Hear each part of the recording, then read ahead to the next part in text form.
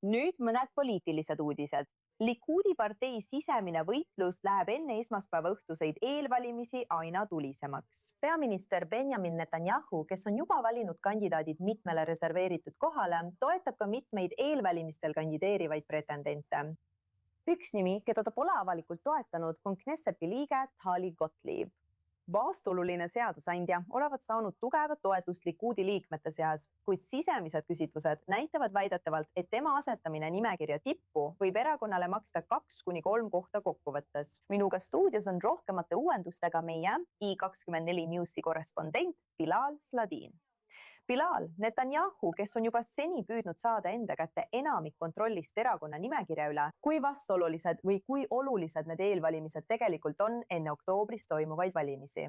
Tegelikult on meil ees väga dramaatilised eelvalimised, sest tegemist on lihtsa matemaatikaga. Lõppude lõpuks räägime Likudist, kes praeguste küsitluste järgi saab 23 kohta. Netanyahu on juba 8 kohta reserveerinud, mis tähendab, et 17 kohta jääb 34 liikmele, sealhulgas ministritele ja Knesseti liikmetele. Seega pooled praegustest Likudi saadikutest jäävad järgmistel valimistel Knessetist välja. Ja just sellepärast saab homme olema väga dramaatiline päev, kui ootame tulemusi. Isegi Itamar Ben-Gvir ütleb, et teda on helistanud Likudi liikmed, sealhulgas ministrid, ja palunud tal reserveerida neile kohti parteis, Yehudimi parteis, mis tähendab, et nad on meeleheitel ja teavad, et neid selles tsüklis ei valita. See on kindlasti asi, mida tasub jälgida. Nüüd, nagu sa ütlesid, Netanyahu, ta ei öelnud avalikult, kas ta toetab või ei toeta Likudit või konkreetseid Likudi liikmeid. Aga kui asi puudutab Tali Gottlibi, ta ei ütle otseselt, et ta on tema vastu, ta ütles, et praegused küsitlused, mida sa mainisid, et kui ta pääseb esikümnesse, et see võib-olla maksab Likudile 2–3 mandaati. See on Netanyahu jaoks muidugi ülioluline, aga ta ütleb, et ta usaldab Likudi liikmeid, et nad teevad õige valiku. Fakt, et ta lasi selle info välja Kanal 12 kaudu just selles olukorras. Tähendab, et ta tahab saata sõnumi Likudi partei liikmetele. Seetõttu ei soovi ta, et Tali Gottlieb oleks esimestel kohtadel. See ongi Netanyahu praegune väljakutse. Kui populistlikumad, tead küll, ütleme siis, et populistid, nimetame neid nii, sellised liikmed nagu Tali Gottlieb ja teised, olgem ausad, on esirinnas. See võib-olla takistab tal oma tulevasi plaane Likudi partei jaoks ellu viia. Mida see kõik näitab selle kohta, kuidas Netanyahu oma koalitsiooni üles ehitab, kui ta tõesti võidab? No fakt, et ta ei taha Tali Gottliebi ja teisi Moshe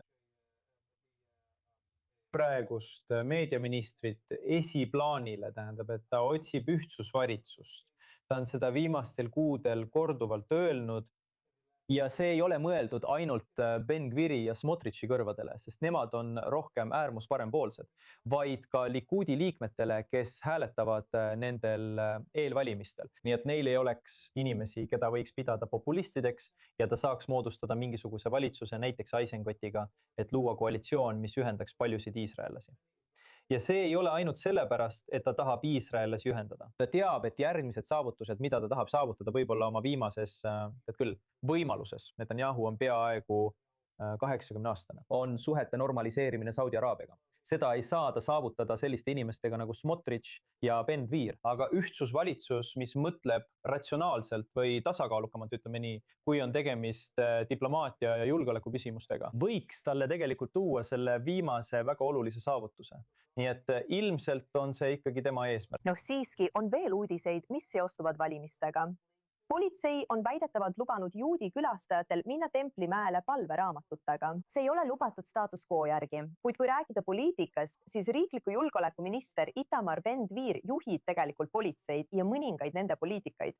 Kas see on siis samuti valimistega seotud otsus? Absoluutselt. See ei ole ainus otsus, mille Ben-Gvir ja Smotrich on selle valimishooaja jooksul teinud. Paljud tunnevad seda nii Jeruusalemmas, läänekaldal kui ka araabia kogukonnas, isegi Iisraelis, et nad tajuvad, et ta üritab üha rohkem provotseerida. Nii saab ta oma toetajate seas Otsma Yehuditis ja üldiselt Iisraeli parempoolses leeris rohkem punkte. see on osa sellest, nagu sa ütlesid, seda pole varem lubatud Templimäel. Me võime siin näiteks ühendada selle, mis toimub praegu Kosovos ja läänekaldal. Ja kindlasti ka kuritegevuse, mida me näeme Araabia kogukonnas. Vähemalt Araabia ühiskond süüdistab nüüd Ben Gviri, näiteks eile toimunus politseinikud sisenesid Al-Fahmis toimunud pulma. Ja see oli kaootiline olukord, nad ütlevad samuti, et see on valimiste tõttu.